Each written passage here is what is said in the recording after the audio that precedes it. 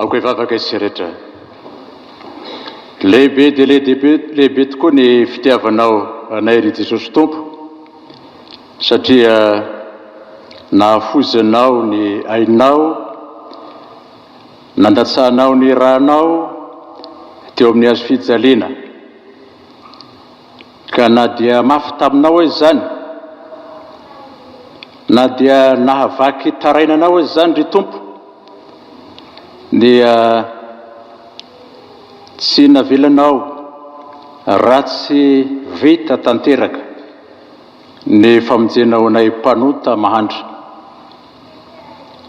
Fitiavana sy fahasoavan-dehibe tsy hainay tonono vava zany, ary tsy takatry ny saina maha-olombelona anay. Sotranao zay namezanao anay zao herinandro masina zao, indrindra ty androany ity zay atserovana zany fangiry firina nampitarainanao izany no fitiavana anay. Dia tahio ny teninao zay ambaranao aminay zao ry Tompo, ary ampairezo mandrakariva ny finao anay mba hiorina tsara aty anatinay, mba hanananay firaisanaina aminao Jesosy Tompo sy mpamonjy anay, ary mba hiasamy fanamasina amin'ny fiainanay, hatonga anay ho masina mandrakariva mendrika ny fanoloranao ny ainao ho avitra ho anay.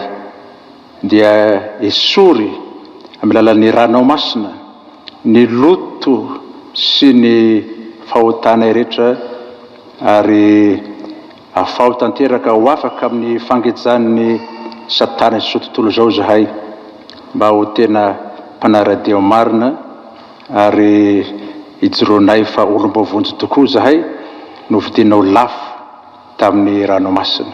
Amin'ny andro Jesosy nangatanay izany, sotra ry Tompo. Amen. Dia misotra an'Andriamanitra sy revana nahazo zao andro faharoa amin'ny herinandro masina, raha ny elanelan'andro no kotianazy, fa andro fahatelo raha miala avy eo amin'ny aladin'ny sapandrofi, ary dia miarabatsy rehetra tonga soa amin'izao fevrier marsitra izao.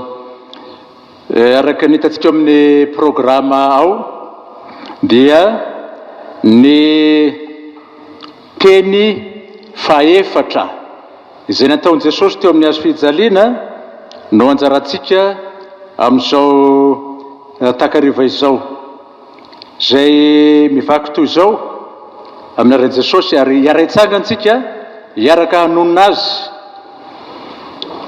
Voasoratra ao amin'ny Matthieu 7:20, ary koa hita ao Marka 10:2-10. Dia hiaraka hanonona azy tsika amin'ny aran'i Jesosy: Andriamanitro, Andriamanitro, nahoanany dia mahafoy ahy ianao? Amen. Petraka sika tompoko. Andriamanitro, Andriamanitro, nahoanany dia mahafoy ahy ianao? Araka ny hita ao amin'ny Matthieu sy Marka voalaza eto dia ny hoe Eli, Eli, lama sabaktany no teny zay tena no tonono vavan'i Jesosy teo amin'ny hazo fijaliana. Teny aramaika zany izay fampiasan'ny Jiosy andavanandro tamin'izany fotoana zany, ary mitovitovy ihany amin'ny teny Hebreo izay teny razan'izy ireo. Dia ireo teny hoe Eli, Eli, lama sabaktany ireo no nadika eto hoe Andriamanitro, Andriamanitro, nahoanany dia mahafoy ahy ianao? Satria ny Eli na El dia Andriamanitra no dikany, lay I zany manondro ny hoe Andriamanitro, zay ny tokony ho izy. teny mpitarainana lalina noraisin'i Jesosy arabaky teny avy amin'ny Salamo 4:20 zay fa novakiny ny ray aman-dreny mpitarika teo io dia toy ilay ao amin'ny Salamo 4:20 io dia naveriny Jesosy indroany hoe Andriamanitro mba ho fanehoana fa mafy tokoa ny fahoriana no zakaina teo amin'ny hazo fijaliana koa na voalazany tempam-paminaniny Isaia aza hoe nampahoriana izy kanefa nanetry tena tsy ny lohabava fa tahaka ny zanak'ondry nentina vonoiny na dia zay izy voalazany mpaminany momba ny hiaretany eo amin'ny hazo fijaliana dia vaky taraina ihany Jesosy miantso ny rainy ary efa trano Getsemane io satria tafahoatra ny tokony ho zakany aina maha olombelona azy ny fangiry firena miaretany satria Jesosy dia Andriamanitra tokoa sady olombelona feno tokoa ka mba hahamora ny fahazoana ity teny faefatra Jesosy teo amin'ny hazo fijaliana ity ary dia tsara aloha raha dinena fohy ny amin'io Salamo 4:20 zay fototra nakany Jesosy reto teny voalahatra ho anjarantsika reto. Salamo 4:20 voalaza eo amin'ny fiandohan'ny Salamo zany fa Davida mpanjaka no nanoratra an'io Salamo io, namorona azy dia nandrakitra azy ho soratra ary dia nosokajian'ny manampahaizana momba ny testamenta taloha ho salamo fitarainana izy io kanefa salamo fidirana ihany koa amin'ny ankapobeny dia mizara roa salamo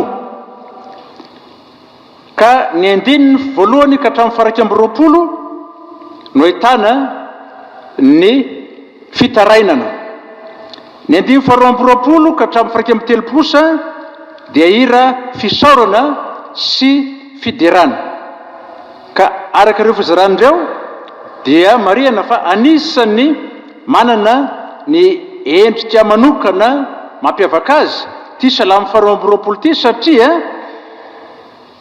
tsy fahita loatra na hoe vitsivitsy ao amin'ireo Salamo 50 voarakitra ao amin'ny baibolitsika ireo ny hoe atambatra ny fitarainana sy ny fiderana satria matoa mitaraina dia ory nefa vetivety eo midera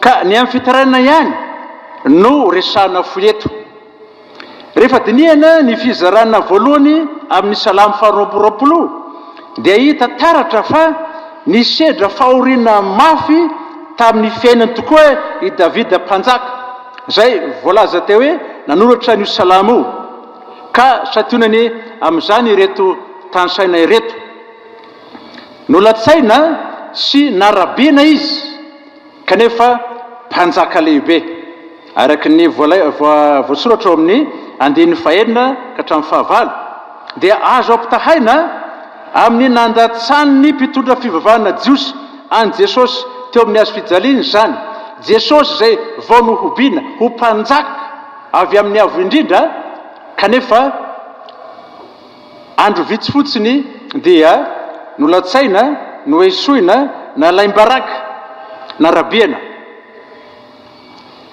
ao amin'ny 12 sy 13 dia voalaza fa nitangoronany fahavalony Davida dia mampatsiaro ny nanaovan'ny jiosy ny Romanina tambabe tamin'ny fampijaliana sy famonoana an Jesosy zany jiosy firena voazanaka Romanina mpanjanaka mpifahavalo nefa dia nahay nitambatra nanambatra ny heriny sy ny halozany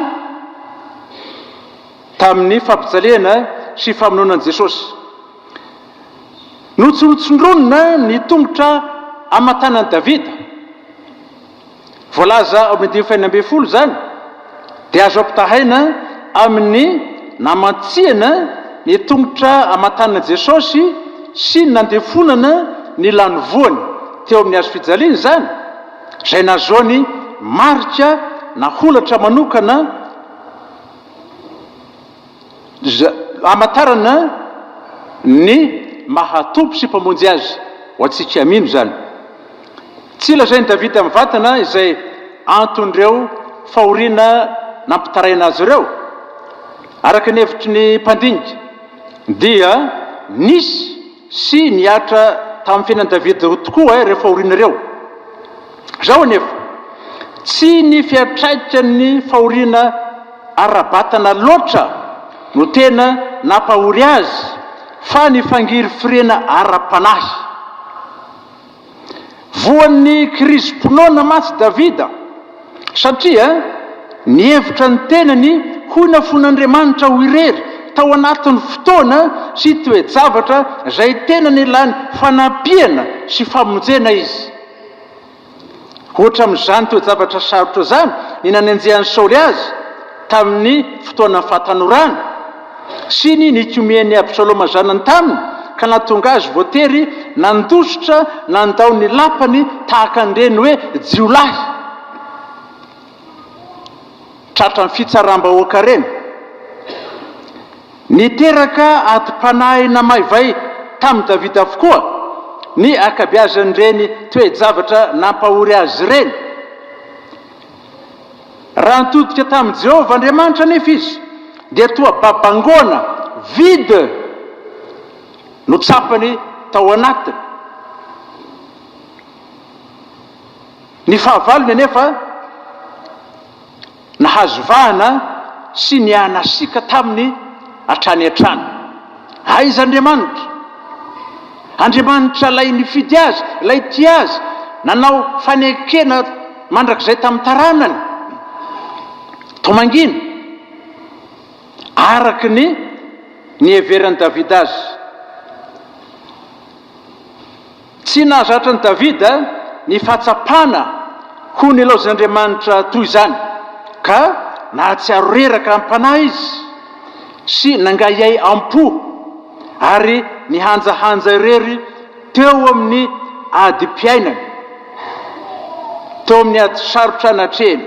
Noho izany dia nangororo toy ny olona no tandomindoza isan'andro vaky zao izy, ka tsy naharitra fa niantso sy nitaraina fatratra hoe Andriamanitra ô, Andriamanitra ô, nahoana dia mafoy ahy ianao?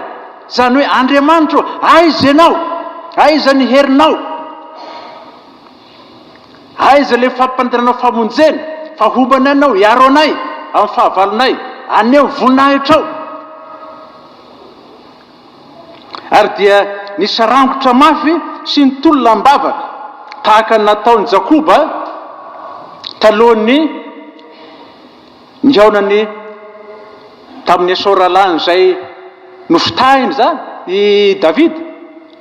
Tamin'izay Jakoba niteny tamin'ny Jehovah Andriamanitra hoe tsy avelako ianao raha tsy mitahy ahy. Dia niantoraka tahaka izany koa Davida, nitolo lambavaka. Vokany nahazo toky sy antoka izy fa ho avy Jehovah hamonjy azy amin'ny fahasoavana, amin'ny famondram-pony. Izany fampanantenam-pamonjen'Andriamanitra zany izay nanafaka ny horohorony sy ny fahoriam-panahiny, nahatonga azy, nahatonga Davida nanohy sy namarina ity Salamo 2:20 ity amin'ny hira fisaorana sy fiderana izay hita ao amin'ny andininy 2:20 ka hatramin'ny 130. Dia zay raha zay nakapobeny ny amin'ny Salamo 2:20 riavana. Ahoana kosa indray ary ny amin'ity teny Jesosy nampiasany ny antsom-pitarainan'i Davida hoe Andriamanitra, Andriamanitra, nahoana dia mahafoy ahy ianao ity? Araka ny voalaza teo dia toe-javatra nitovitovy na ny oatra lavitra noho izay niatra tamin'i Davida mpanoratra ity Salamo 2:20 ity no nianjady tamin'i Jesosy teo amin'ny hazo fijaliana. tamin'ny nampijaliana sy nanomboana azy ho faty. Tsotra be raha tonga dia nitsatoana lefina 12 any am-pôle vital dia vita. Fa hafa zany hoe ombona amin'ny fijaliana zany tsy maintsy karavasina atao torotoro mihitsy ka niainy sisa tsy afaka. Zay vao fatsiana tongotra matana eo amin'ny azo fijaliana ny olona tahaka an Jesosy zay nampangaina ho mpamadika ny firenen'ny Romanina, mpamadika any Kaisara no atao tahaka izany. Raha ny marina aza dia hatramin'ny fahaterahany sy tamin'ny androm-piainany rehetra teto an-tany no efa niaretan'i Jesosy fahoriana. Tanteraka tamin'ny arabaky teny ny faminaniana Isaia hoe Lehilahy ory izy sady zatra fahoriana. Isaia 3:5b. Na lalam-pahoriana toy izany aza nefa no nizoran'i Jesosy sy ny ainany teto an-tany dia tsy nandeha irery izy fa nomban'Andriamanitra ray sy ny fanamasina hatrany, indrindra tamin'ny asa mesianikany izay nitanterahany tamin'ny alalan'ny toroteny sy fampianarana ary ny famantarana maro. Tamin'ny fotoana sarotra niaretan'i Jesosy ny fahoriana, fa raha tapo ny fahafatesana tamin'ny azo fijaliana nefa dia irery tanteraka izy. Nangina ny ray, nangina ny fanahy masina, koa dia tena ny Jesosy irery izay nitafinofo mandra andayra ny fahoriana ka nandrehatra amin'ny aty fanahiny, ny fanahiny tainana rehetra no ny zaka ny fampijaliana sy ny famonoana. Nanomboka tamin'ny fitsarana ka hatreo amin'ny hazo fijaliana. Nianjady tamin'i Jesosy avokoa ny fahoriana rabatana no nikapoka nandrivorivo karavasy vy nasiana plomb ny lohany, zany hoe karavasy tarby zany maromaro natambatra tamin'ny taony iray nasiana plomb, zany hoe karavasy plombé no tena nampiasaina tamin'i Jesosy. Atsika zay nijery ilay film hoe La Passion du Christ dia mahita izany, na dia somary amin'ny teny frantsay hoe exagéré kely izy dia ara-tsoratra masina ireny nieretan'i Jesosy ireny. Vokatra izany dia fangiry firiana tsoroamatana efa mongomongo ny kapoka fa tsy hena amin'ny azo fijaliana. Jolatsotra rehefa voakapoka dia afatotra tokony aman-tanany dia vela ho foaty eo mialaina tsikelikeo, tsy mena rano, tsy mena sakafo, dia tonga voromanidina mitsainotsainika ny maso ny tarehany nofony rehetra iny, mila ho lany ny lohany tapotry ny ainy. Zany hoe famonoana farantsotra tamin'ny Romanina. Fa ny an'i Jesosy tsy maintsy fatsihana, fatsika rezatra zany, ampifanongoavana ny tongotra dia fatsihana gorobaka hatrany amin'ny hazo, tahaka izany koa ny tanany.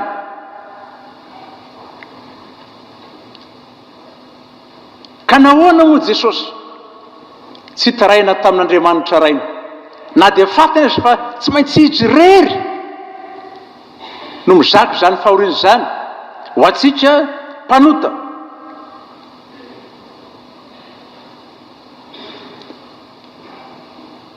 Andriamanitro, nahoana dia mahafoy ahy ianao? Teo amin'ny azo fijaliana efa mivelatra amin'ny fatsika ny tongony aman-tanana. Tsy maintsy zokain'i Jesosy zany fahafoizin'Andriamanitra azy ho irery teo amin'io azo fijaliana io zany, satria teo no lalana sy fomba voasorotra hahatanterahany ny famonjenantsika fa tsy tamin'ny alalan'ny torabatiny jiosy zay mampioaka azy amin'ny tany fa amin'ny lalan'ny azo fijelena zay mampisandratra azy ka ao anatin'ny fisanratany no retany fahoriana aloran'ny aina ka sady atolotra an'Andriamanitra ho fisoloana vonantsika no atolotra antsika olombelona ho famelan-keloka sy fiainana mandrakizay. Teo no voatendry hanolorany ny tenany tsy manatsiny ho avitra fisoloantsika ho soratra masina. Teo no voalahatra andatsahany ny ranomasina handevonana ny otantsika hanadiovana antsika. Raha lazaina amin'ny fomba fiteny hafa dia teo amin'ny azo fijaliana Jesosy no natao ho ota mba hisolo ny fahotantsika teo anatr'Andriamanitra. Teo no niatra taminy ny ozona rehetra sy ny fahafatesana noho ny otantsika. Teo koa no ny sokafan'ny fiaina tsy hita ambaditry ny fasana taminy izay no kendreny devoly hanagadrana azy mandrakizay. Kanjo moa no resen'i Jesosy tamin'ny fitiavany izany ary novany toeram-pilatsasatra ho antsika mino modimandry ao aminy. Araka ny hevitry ny mpandinika dia tamin'ny fotoana nitarainan'i Jesosy tamin'Andriamanitra rainy hoe nahoana dia mahafoy ahy ianao io no nianjerany ny fahotantsika olombelona taminy ny fatratra taminy daholo ny fahotantsika olombelona ka zay no nampavesatra an Jesosy indrindra fa tsy de lafiny arabatana loatra navesatra taminy zany anefa dia nozakainy samirery. Tamin'ny fotoana io koa no nahatafidirany ny fahafatesana tao amin'i Jesosy, tsy ny fahafatesany tenany ihany anefa fa ny fahafatesana mandrakizay koa zay tokony niatra tamintsika olombelona mpanota, satria ny fahafatesana ny tambon'ny ota ary fahafatesana mandrakizay raha tsisy mpamonjy. Kanefa dia nosakarinan'i Jesosy teo amin'ny azo fijaliana tamin'ny tena masina izany fahafatesana mandrakizany ka nivily nakeo aminy. Dia tahaka an'ilay olona nisalovana olo-kafa hotofirina ka dia ny tenany no nefatraram-bala fa avitra ilay aoriana. Tamin'izany indrindra no nahatsapan'i Jesosy fa nafon'Andriamanitra irery teo amin'ny azo fijelena izy, nafon'Andriamanitra tokoa izy, tena nafon'Andriamanitra, satria fanambara teo hoe izy no tsy maintsy manefa ny famonjenantsika satria asany manokana amin'ny mahazanak'azy zany ka tsy hidirany indray sy ny fanahy masina. Noho zany dia teo amin'ny azo fijaliana amin'ny fotoana nampitaraina Jesosy indrindra no nanatanteran'Andriamanitra ny fahafozana azy ho an'izao tontolo zao, araka ilay teny hoe toy izao nitiavan'Andriamanitra izao tontolo zao nomeny na nafoiny zanan'ilay tokana mba tsy hovery zay rehetra mino azy fanana fiainana mandrakizay. Nafon'Andriamanitra tokoa Jesosy tamin'ny fotoana ny azo fijaliana satria no Jesosy nisolo voina antsika mpanota dia tsy maintsy nisolo antsika koa teo amin'ny fitsaran'Andriamanitra izy, ka dia na dia zanaka izy no niota antsika nifaratra ho aminy. Andriamanitra mitsara amin'ny mpanota, izy natao ota dia tsy maintsy mitsangana koa Andriamanitra ray mitsara azy, dia tsy maintsy misaraka ny andraikitry ny ray sy ny zanaka amin'izay fotoana izay. Nafon'Andriamanitra Jesosy satria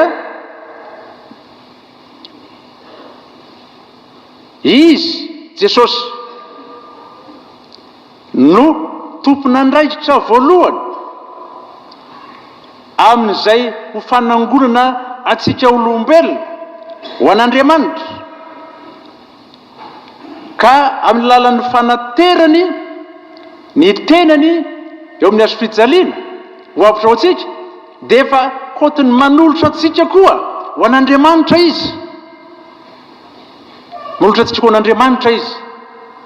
Noho izany tsy miaraka amin'ny eo Andriamanitra fa mandray izay atolony izy. Araka ny voalazan'ny Matteo sy Marka dia tamin'ny ora 7, izany hoe tokony tamin'ny 3 ora aty amintsika Jesosy no nanao ity teny faefatra ity. Ary tena fanandrify indrindra tamin'ny fotoana fanateram-pisorona ny fanatitra ariva izany, ariva any amin'ny zareo. Ka izao ny mpisorona miditra ao amin'ny tempoly manatitra fanatitra ho an'Andriamanitra. Jesosy any ivelan'ny tempoly any amin'ny avoanan'ny Golgota manatitra ny tena masina ho an'Andriamanitra koa ho fanavotana antsika, manolotra ny ranomasina ho avitra ao antsika. Midika izay fa vitatreo ny asan'ny rano biby,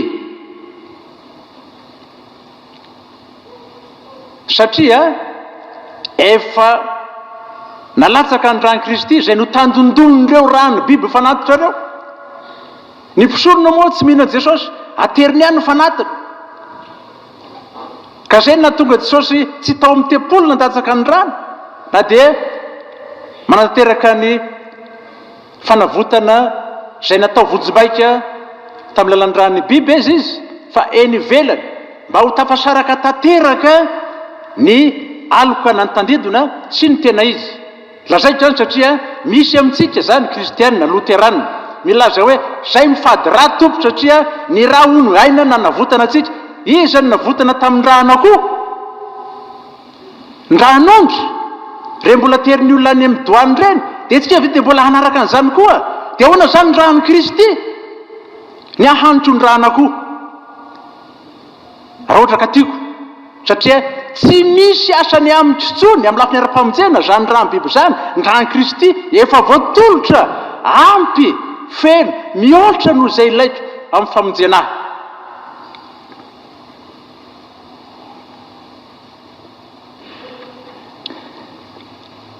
Voalaza koa fa rakotraizina ny tany rehetra tamin'ny fotoana izay nitenena Jesosy io, ny tarainana io. Tsy avy izany fa manambara ny fahatezeran'Andriamanitra noho ny fahotantsika olombelona, ary manambara ihany koa ny fahafenoan'ny eloko ny fahotantsika olombelona ny anjera tao amin'i Jesosy. Trihatra anjara roa ihany koa ny lamba lehibe sy matevina nampisaraka ny masina tamin'ny masina indrindra tao amin'ny tempoly, hoy ny filazany tsara. Tsy avy izany fa tandindony handravana io tempoly io niaraka tamin'ny tanàny Jerosalema noho ny nandavan'ny jiosy an'i Jesosy. Araka teny Jesosy hoe ry Jerosalema, impira ny tahambobanao taka famboban-dreny akory izany fa tsy naika ianao. Niny tsy nalala ny andro namangina anao, ho avy ny andro izay ananganana fahavalonao tovy tany aminao ka tsy velisy vato fanongoa eto aminao ka tsy horavana na dia iray aza. Manambara ihany koa nefa ny faravan'io efitra lamba be fampisarahana io fa vita ny aditsika tamin'Andriamanitra, vita ny rano Jesosy teo amin'ny azo fijaliana ny fampivanantsika araka fijotra amin'ny azo fijilan'ny alitarantsika io. Rava ny efitra mampisaraka atsika amin'Andriamanitra satria nentin'i Jesosy teo amin'ny azo fijaliana ny helontsika izay navisatra taminy ka nampitaraina azy, netiny ary zakany. Tsy misy elokizana izy eto amin'izao tontolo izao ka tsy voasolo Jesosy, tsy noentiny Jesosy teo amin'ny azo fijaliana eo. Raha mino, fa rehefa tsy mino dia afaka Jesosy, afaka tamin'ny rano izy. Fa itsika re tsy mino hadinina amin'io rano Jesosy io.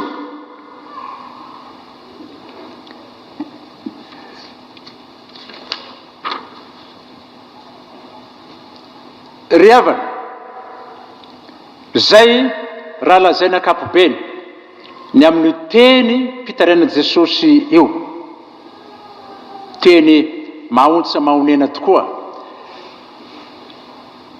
Azotsika atao sary tsy maninona sary velona, tsy atao hoe sary velona fa sary velona ao am-posy eo an-tsaina mihitsy, zany hoe manaraka ny diany azo fijalian'i Jesosy hatreo amin'ny fitsarana ka hatreo tampiny hazo fijaliana io ary hatramin'ny nandevehana azy. Dia alao sary an-tsaina tsara hoe ty ianao, ty zaho, mpanota tokony ho fato hoelohina mandrakizay. Ilay Jesosy masina tsy misy tsiny, tsy nanahota na dia kely azy tondran'izany. Kanefa hatramin'izao firifiry ny kristianina mbola milalao ota.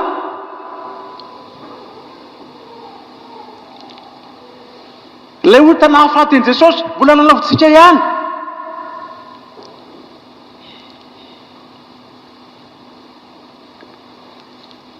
Ary ny olana dia zao, rehefa tsy manaiky diovin-drany Kristy zay nalatsaka nampitaraina azy sika, nefa rany voatapy vy mamay mifetriretana, tsy ahay bebaka intsony, ataony devoly tsara hitsaka ao. Loza nge nefa ran'izany. Nangidy tokoa raha nangidy ry havana nazo an'i Jesosy teo amin'ny hazo fijaliana, vao vita amin'ny famonjenantsika. Zay nomena antsika maimaim-poana noho ny finoanan'i Jesosy. Dia izao mampalahelo, indraindray lasa fakapanaho antsika io hoe maimaim-poana io, miampy le hoe naoviana no miaiky ho fahotanao ianao, dia mamela mandrakariva Andriamanitra manadio antsika ho afaka ny tsy fahamarina. Manjary zary lasa atao kilalao zany, toa manjary tsisy vidiny lay rahan'i Kristy, satria andraisina famonjena maimaim-poana.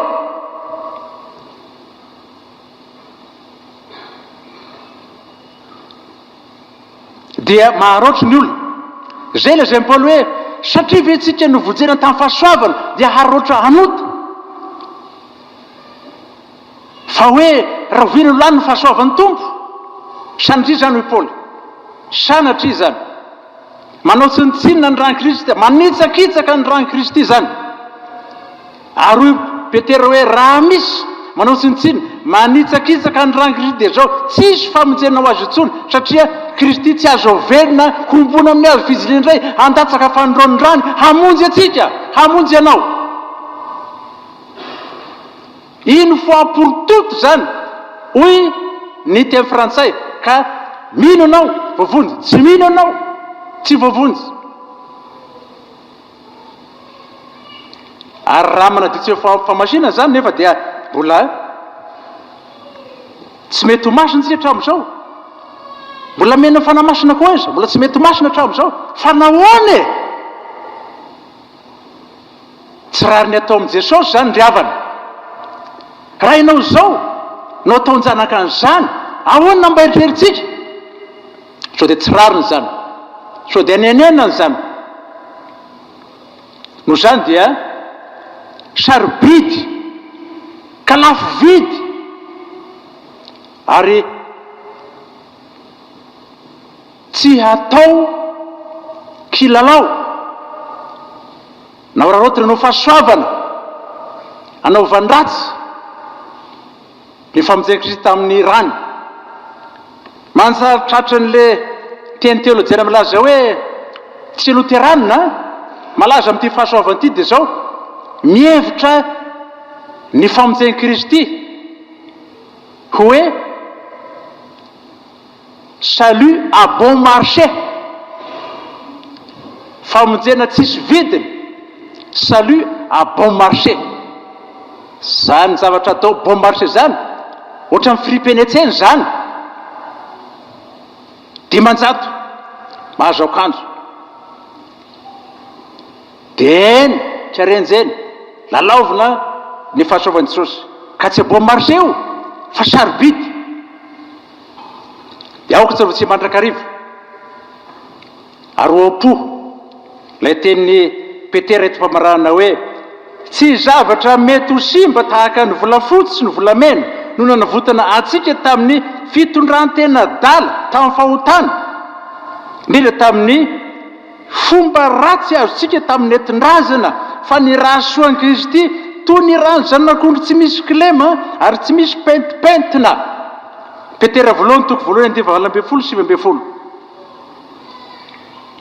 Koa raha misy ato sarotra atrehintsika amin'ny fiainana indrindra ady amin'ny fahotana, ady amin'ny devoly, ady ny finoana, ady tsara finoana dia zao banjimy ao am-po ny azo fijalian'i Jesosy.